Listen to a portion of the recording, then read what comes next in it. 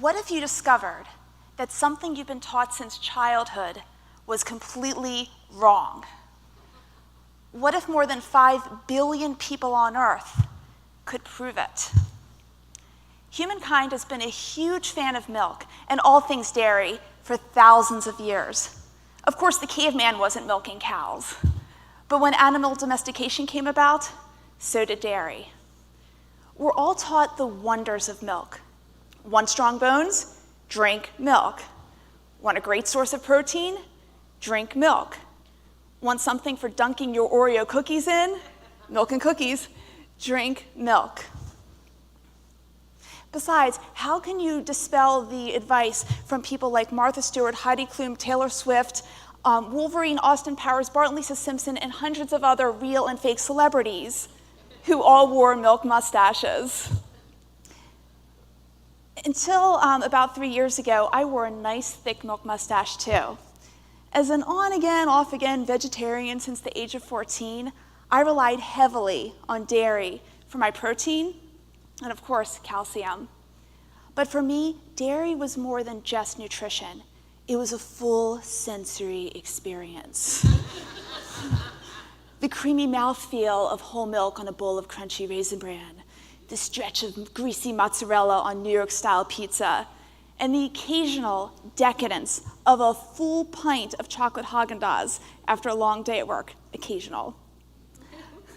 But on December 31st, 2012, I vowed I would never eat dairy again, and on that fateful day, I scarfed down, with tears, my last pint of chocolate Haagen-Dazs.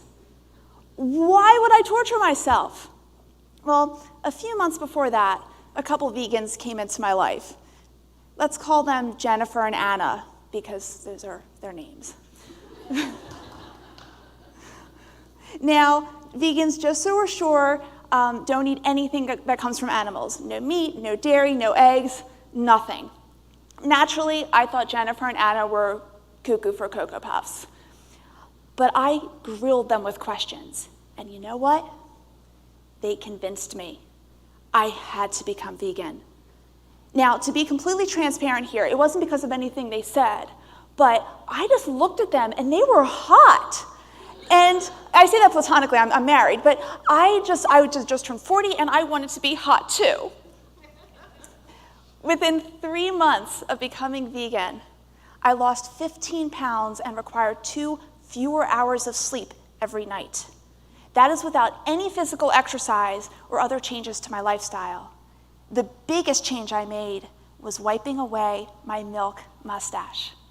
Now, today, I'm not here to push my vegan agenda on you, well, a little bit. But I am passionate about making sure you're an advocate for your own health. Let's dispel some big myths about milk and look at the science behind it. First, there's calcium.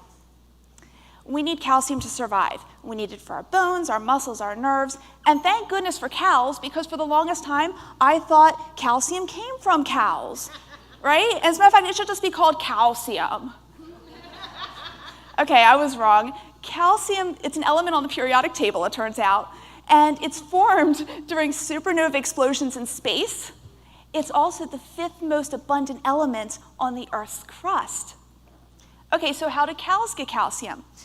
The calcium's in the soil. It goes up into the plant. The cow gets hungry. It eats the plant. The calcium goes to the bloodstream, through the mammary glands, and squirts out as milk. Okay, assume these are udders. It's the closest I have. Sorry. Okay. So, okay, in that case, so the cow is actually the middleman, right? Why not just eat the plant? Kind of makes sense. As a matter of fact, there are plenty of plant sources that are more calcium dense than milk.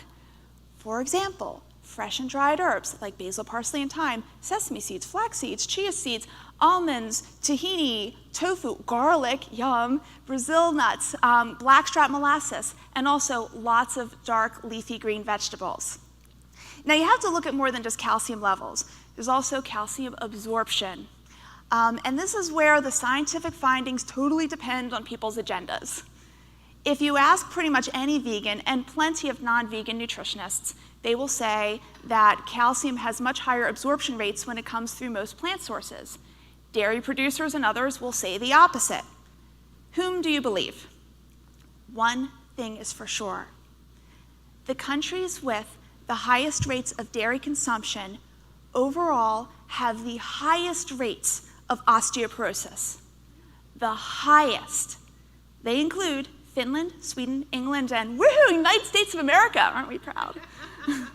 The countries with the lowest rates of dairy consumption overall have the lowest rates of osteoporosis. Take China, for example. There are 1 billion people living there who are eating a virtually dairy-free diet, and you don't see them walking out of their home every day and breaking bones. They seem to do okay, and they don't have nearly the rates of osteoporosis that we have here in the United States. To be fair, there are other factors that contribute to osteoporosis, such as your vitamin intake levels, as well as physical activity.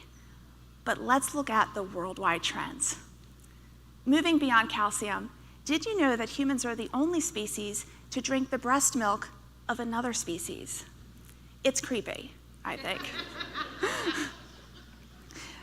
Mammals produce milk for their particular offspring, for their species. For example, human breast milk is designed for a human baby to grow slowly physically compared to other animals, but have rapid brain development.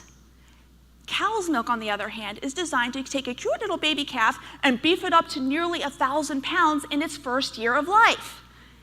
It's no wonder when I stopped drinking milk, I dropped 2 dress sizes. Now, another distinction that humans have, we're the only species to drink milk after the weaning age. Milk is meant for babies. Most humans after the age of 5 lose the ability to digest lactose, which is the sugar found in all animal milks.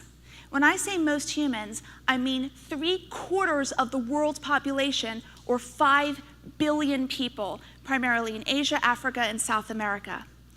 Now, in case you're wondering, well, I happen to be in that 1/4 of the world's population, how did that happen? Archaeologists chalk it up to a genetic mutation that occurred thousands of years ago in dairying communities. So if you can drink milk without a problem, you can proudly call yourself a genetic mutant. Yes.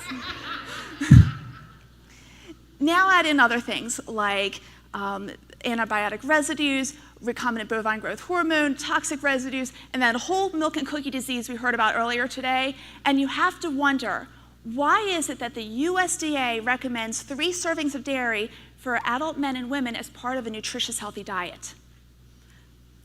You have to remember that the USDA stands for United States Department of Agriculture, and it has more than one mission.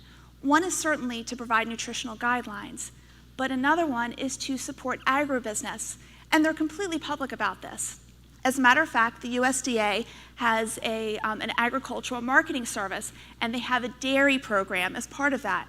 The whole point of the dairy program, and it's on their website, it's to basically help U.S. dairy producers efficiently market their products and make sure that U.S. consumers have access to a sufficient supply of these products at all times. That's practically verbatim. So obviously, you can't be an advocate for consumers and the people trying to sell to consumers at the same time. Now, today, we're not going to be able to dismantle the USDA or transform an entire nation's mindset about milk. But we can make a difference 1 glass at a time. So the next time you're about to pour a nice tall glass of milk for yourself or for your children, ask yourself, does milk really do the body good? I challenge you to pour that milk down the drain, get in your car, go to the supermarket, and get some almond milk or soy milk. They make for nice milk mustaches too. Thank you.